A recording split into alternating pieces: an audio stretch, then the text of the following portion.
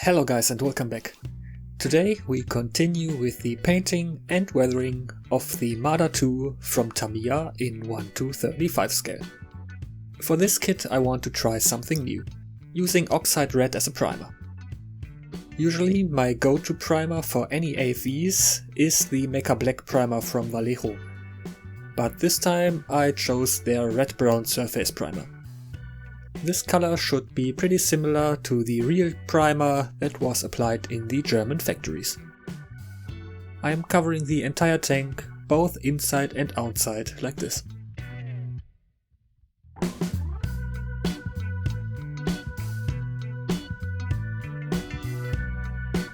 The same goes for the Pak 40 mounted on the tank.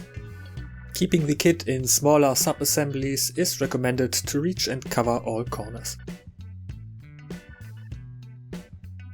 The floor plate will be kept and primed white. According to the instructions, it should have been the same color as the outside, but I saw the white interior in some reference images and personally prefer the color contrast.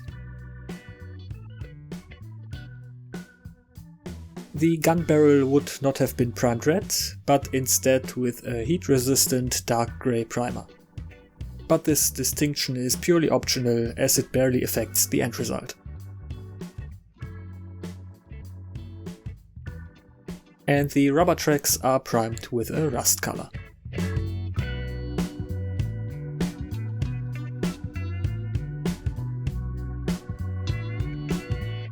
After letting the primer dry for 24 hours, I have a nice red base to work with. Seeing the Marder like this really makes me want to build a big prototype tank in oxide red in the future.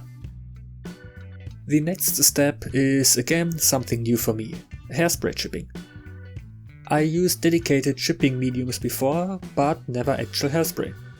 It should be quite easy, as all I have to do is cover the entire model with a nice and even coat straight out of the spray can. Then I have to wait a few minutes for everything to dry. Now the base color, in this case dark yellow, can be applied in a thin layer. If I apply this layer too thickly, the chipping won't work anymore. But the high opacity of AK's 3rd gen acrylics really helps because they don't require multiple coats to begin with.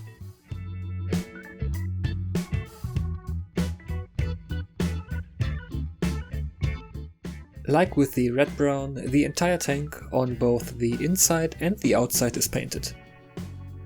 But I can leave some hard-to-reach places red, because they might have been left red from the factory as well when Germany could no longer spend so much time building each vehicle. This paint layer now has to sit for a few minutes to get dry to the touch. If I let it sit for too long, the chipping effect will no longer work, so these steps should all be done on the same day. Next, I need some tap water. I moisten the area I want to work on with a soft brush. Don't push too hard, as you may already start chipping unintentionally. To do the chipping, I will be using an old stiff brush. And I am surprised how well it works. I don't even really need to push, and stippling the surface is enough to create small imperfections. This is definitely faster than my usual approach, but you do have less control and mistakes are more likely than doing it with a brush. I focus the damage on the most exposed parts, like edges and the raised details.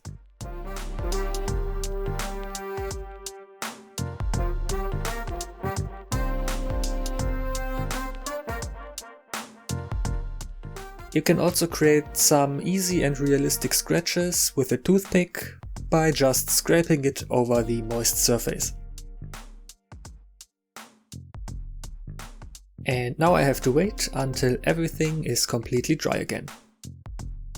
Just to be safe, I leave it aside for 24 hours before I can continue with the camo.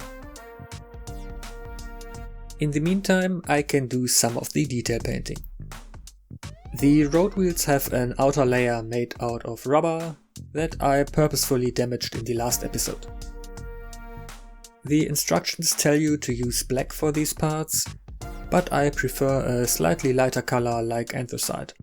It is not much of a difference, but the rubber looks more used that way in my opinion.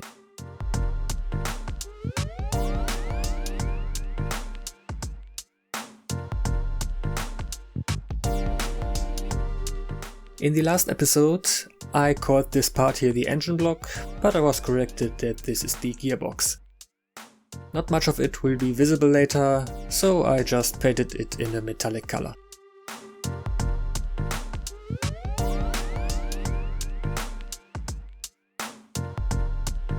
Like usual, the exhaust gets a coat of saddle brown as the base color for the rust.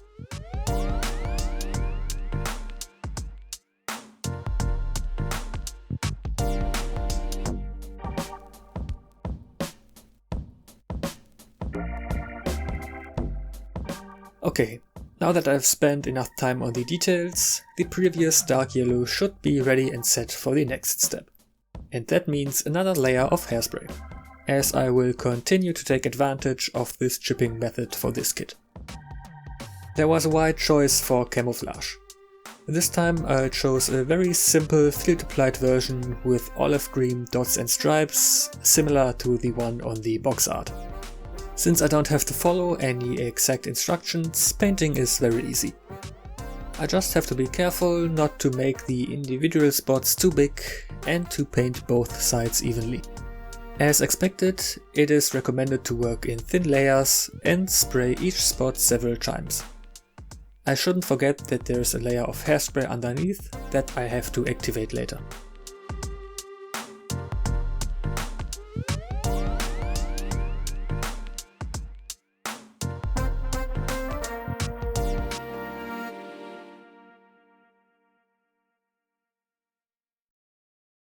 And after waiting a few minutes, I can start to chip the olive green the same way as before. Overall, I would say hairspray chipping looks pretty nice. For larger builds, I may prefer the more controlled chipping with a brush or sponge, but because it's such a simple technique, I will probably continue to use it in the future as well.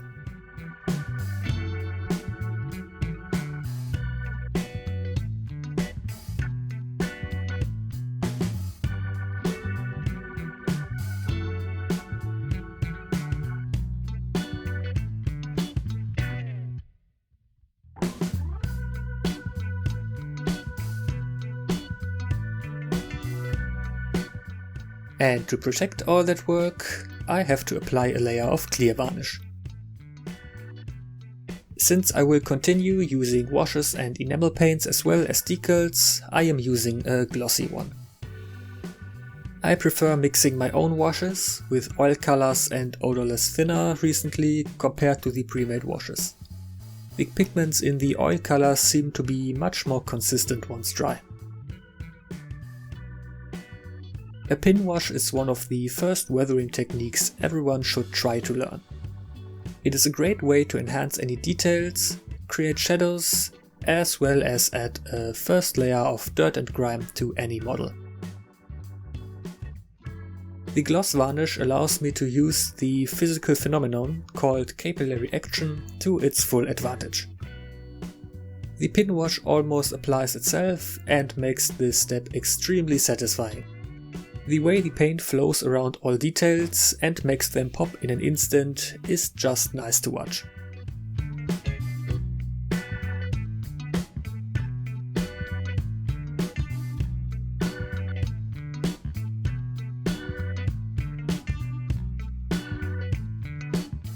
On the wheels I can go heavy and just cover everything. This will be the base layer for future mud effects as well.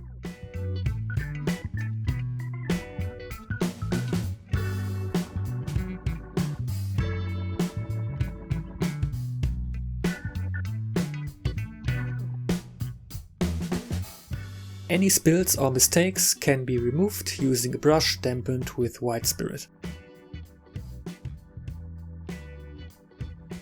Application of the decals is rather simple, as there are only a few decals included and they are mostly on flat surfaces. First, the area is prepared with microsol to improve the adhesion. Then the decal can be put in place.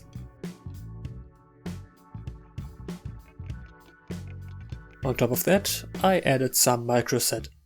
This solution softens the carrier film and allows the decal to conform to the underlying surface. The mascot of this tank is the Kohlenklau, or coal theft in English. It was a cartoon that was used against energy wasters during the Second World War in Germany. This mascot was seen on a real Marder 2 on the Eastern Front. And said Marder is the exact reference this kit from Tamiya is based on. The barrel has some kill marks on it, so this must have been quite a successful tank destroyer with apparently 19 destructions or kills. Back to the interior, I am using a soft pencil to add some metallic wear to the anti-slip texture. I also used the exact same pencil on the tracks to simulate the bare metal at the contact points.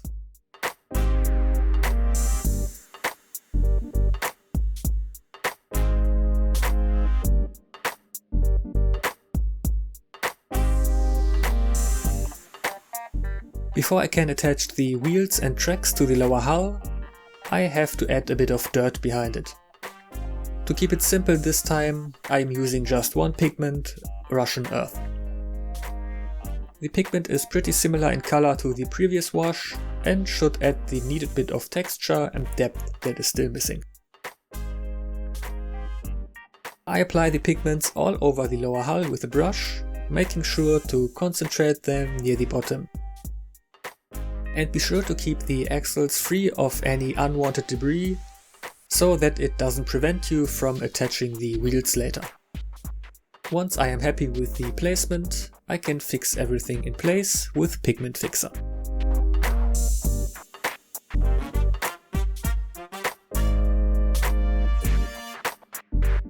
When the fixer had time to cure, the pigments retain their original color and remain completely flat. I love working with it because the result always looks so realistic.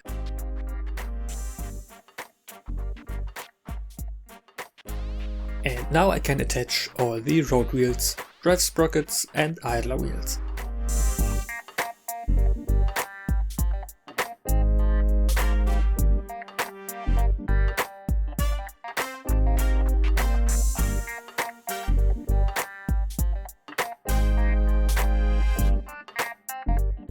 The tracks are held together as recommended in the instructions by melting the rubber pins that connect the two ends together.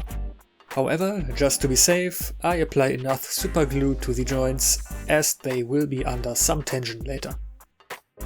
And the installation of the tracks is really that simple, as you only have to stretch them a tiny bit and slide them over the wheels.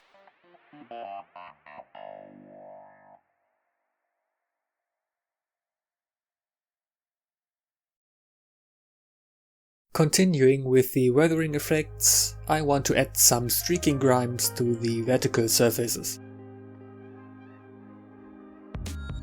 Using a long, thin brush, I roughly apply several long streaks over the entire side panel. Their exact look is pretty much irrelevant for now. I let them dry for a few minutes until they look less shiny. And then I take a flat weathering brush and move it up and down, blending and refining the streaks. As you can see, a lot of stuff gets removed that way and the effect stays softer.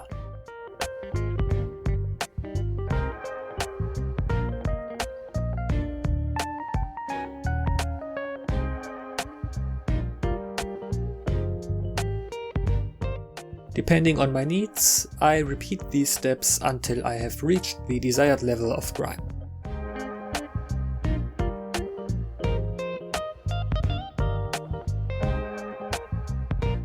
I cover both the tracks and the spare tracks at front with a rust brown track wash. And the wooden parts with an even darker black brown to refine their details.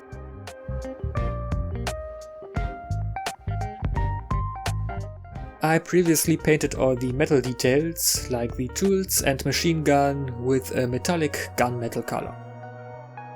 But I really didn't like the finish, as it was way too shiny and sparkly. That's why I repaint them now with a darker, flat German grey.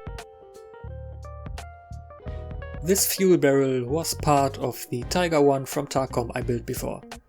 And now it will find its resting place at the back of my Marder. After priming it dark grey, I added a metal chipping with a sponge.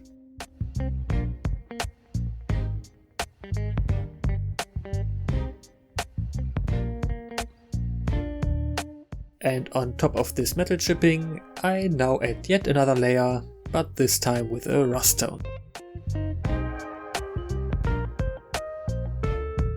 I have already used some pigments on the lower hull, but both the interior and upper hull are still way too clean. I'm using the same pigment color as before. When applying pigments like that, I think about the places where dirt would collect on the real vehicle. It's usually in corners or around raised parts, as well as in the areas the crew would walk over or enter the tank through. The pigments are then locked in place with Pigment Fixer again. And to add a few color variations, I will use a slightly lighter mud effect in addition to the dark pigments. The mud splashes are applied by blowing air onto a brush with my airbrush, thereby creating fine splashes.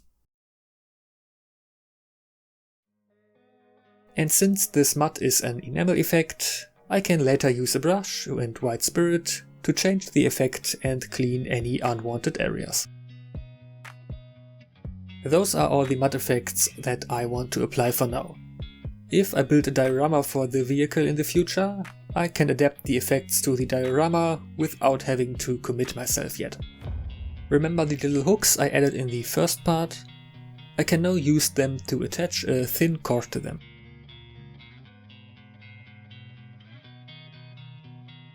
Now I can attach homemade bushes and branches to it, which serve as additional camouflage.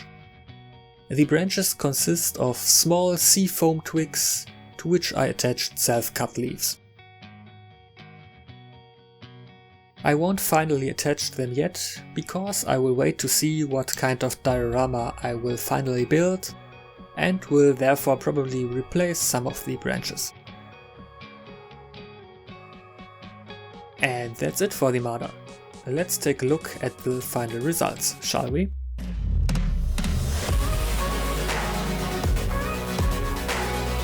After adding some remaining storage bits, I am quite happy with the end result. Considering both the age and price for this small tank, the final result turned out really nice. I have to put the figures to the side for now, but they will be added later. If you have any ideas about a diorama for this one, or just some general feedback, let me know in the comments. If you enjoyed this project, please like the video, I would greatly appreciate that.